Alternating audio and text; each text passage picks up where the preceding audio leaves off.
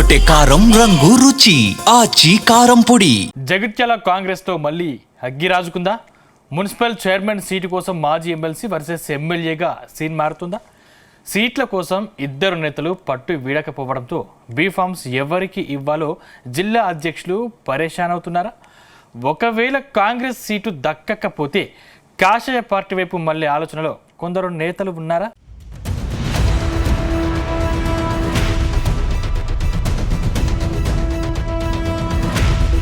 Jagtial Congress municipal ఎన్నికల war నడుస్తుంది. Municipal ఎన్నికలకు సంబంధించి నామినేషన్ల ప్రక్రియ ముగిసినా రాజకీయ ఉత్కంఠ మాత్రం వీడడం లేదు. జిల్లా వ్యాప్తంగా ఉన్న 5 మున్సిపాలిటీలలో వివిధ రాజకీయ పార్టీల అభ్యర్థులతో పాటు స్వతంత్ర అభ్యర్థులు నామినేషన్లు దాఖలు చేశారు. అయితే అత్యంత కీలకంగా మారిన జగిత్యాల మున్సిపల్లో మాత్రం ఏ పార్టీ తరపున ఎవరు బరిలో ఉంటారో తెలియని పరిస్థితి. ఇప్పటికే అధికార పార్టీకి చెందిన ఆశావాహులు ఇదివరకే నామినేషన్లు వేసి బీఫామ్ కోసం ఆతృతగా ఎదురుచూస్తున్నారు. కాంగ్రెస్ పార్టీలో ఉన్న వర్గపోరు, మున్సిపల్ టికెట్లకు ఉన్న డిమాండ్ నేపథ్యంలో బీఫామ్ ఎవరికి ఇవ్వాలి అనేది గోప్యంగానే ఉంచుతున్నారు. దాంతో మరికొందరు నేతలు మాత్రం ఇతర పార్టీలకు టచ్లోకి వెళ్లేందుకు రెడీ అయినట్టు ప్రచారం సాగుతుంది.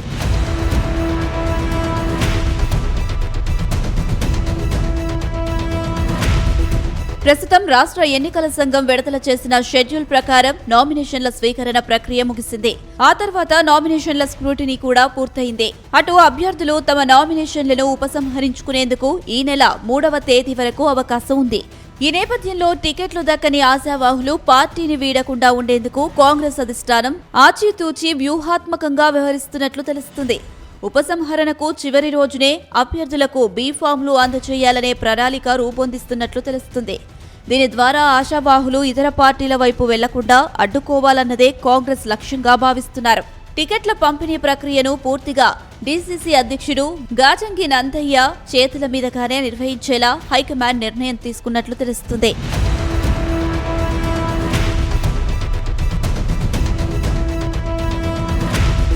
ఇక జగిత్యాల మున్సిపాలిటీలో మొత్తం 50 సీట్లు ఉన్నాయి. ఇందులో మాజీ ఎమ్మెల్సీ జీవన్ రెడ్డి 40 సీట్ల కోసం పట్టుబడుతుండగా సంజయ్ వర్గం సీట్ల విషయంలో తగ్గేదే లేదు అని అంటుంది. అయితే జీవన్ రెడ్డి మాత్రం సంజయ్ వర్గానికి కేవలం 10 సీట్లు ఇచ్చేందుకు ఓకే అంటున్నారు. అయితే జీవన్ రెడ్డి వర్గానికే 10 సీట్లు ఇస్తామని డాక్టర్ సంజయ్ అంటున్నారు. ఆలోపే ఇద్దరు నేతలు తమ అనుచరులతో భారీ ఎత్తున నామినేషన్లు దాఖలు చేయించారు. తమకే బీఫామ్లు ఎక్కువగా వస్తాయని, మీరంతా ధీమాగా ఉండాలని క్యాడర్కు భరోసా ఇస్తున్నారు. ఇటు జీవన్ రెడ్డి కూడా సీట్ల విషయంలో తగ్గకపోవడంతో సీట్ల విషయమై పీఠముడి వీడడం లేదు. చివరకు ఈ పంచాయతీ కాస్త జిల్లా అధ్యక్షుడి చేతుల్లోకి వెళ్లింది. ఇప్పుడు ఇద్దరు నేతలను కాదని బీఫామ్లు పంచేందుకు జిల్లా అధ్యక్షుడు సందయ్య రెడీ కావడంతో సీట్లు ఎవరికి ఎక్కువ వస్తాయోనంటూ నేతలు, అనుచరులు టెన్షన్ పడుతున్నట్టు తెలుస్తుంది.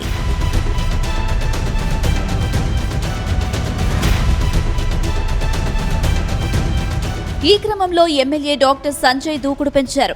రాష్ట్ర కాంగ్రెస్ నేతలను రంగంలోకి దింపారు.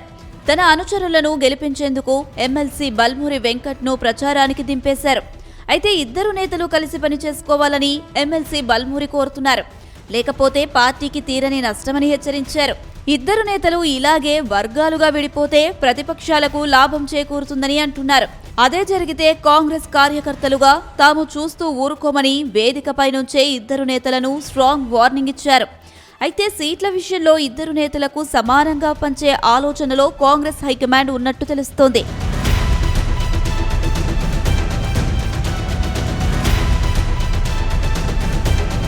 మొత్తం మీద అధికార పార్టీ నుంచి బీఫామ్లు ఎవరికి దక్కుతాయో అనే విషయమై క్లారిటీ లేకపోవడంతో జగిత్యాల మున్సిపాలిటీలో రాజకీయ వేడి ఒక్కసారిగా పెరిగింది.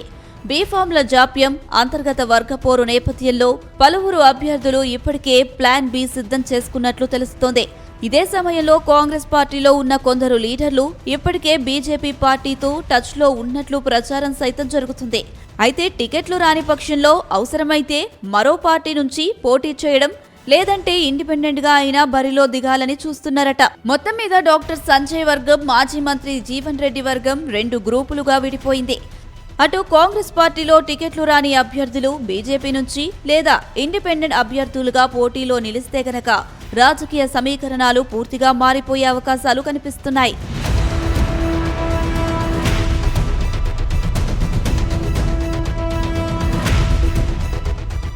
గుమగుమల వంటలే వంటలే తెరకొట్టే కారం రంగు రుచి ఆచి కారం పొడి.